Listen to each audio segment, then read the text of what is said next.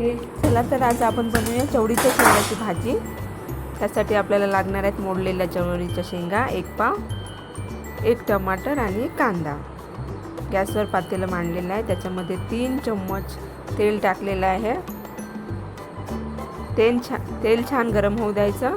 त्याच्यामध्ये आता आपण टाकूया कांदा। कांद्याला छान लालसर होऊ द्यायचं।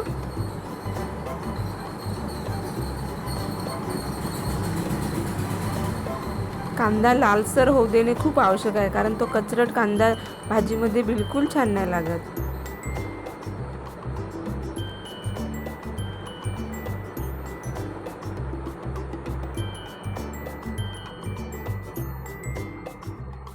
छान असं लालसर झालं की मग त्याच्यामध्ये एक टमाटर टाकूया आपण।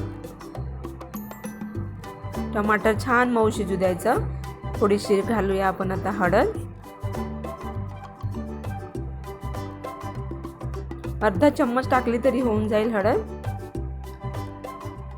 मी हळद जास्ती वापरत नाही।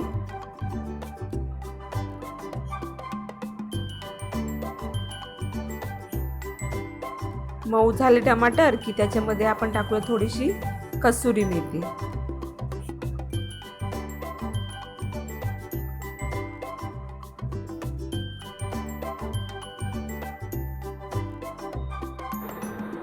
तीन चम्मच तिखट, कसुरी मेथी टाकली। आम्ही झाडीपट्टी मधले असल्यामुळे आमच्याकडे तिखट थोडं जास्ती खातात, तुम्ही तुमच्या आवडीनुसार टाकू शकता। त्यानंतर आपण टाकूया मीठ, 1 ते 1.5 चम्मच। थोडासा गोडा मसाला टाकूया त्याच्यात, चुटकीभर, आणि थोडंसं पाणी। आता मसाल्याला छान पाण्यामध्ये शिजू द्यायचं, छान तर्री येईपर्यंत।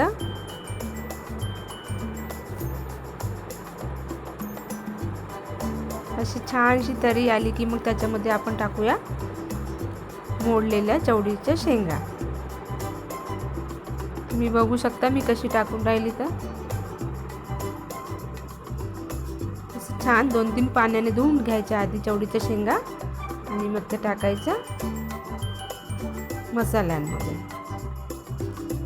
मसाल्यांमध्ये छान परतून घ्यायचं ही भाजी।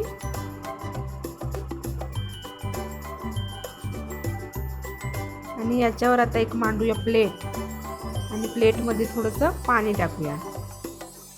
15 ते 20 मिनिटं छान पकू द्यायची, मीडियम टू लो फ्लेमवर।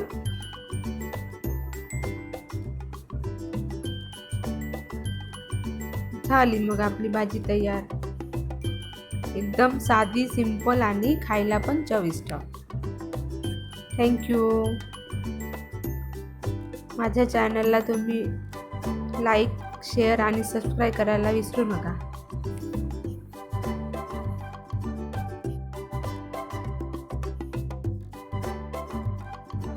आता आपली भाजी झालेली आहे, छान तर्री आली आहे त्याला, आणि आता त्याच्यामध्ये टाकूया आपण बारीक चिरलेली कोथिंबीर।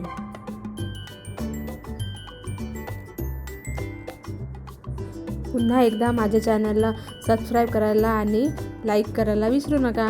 थँक्यू।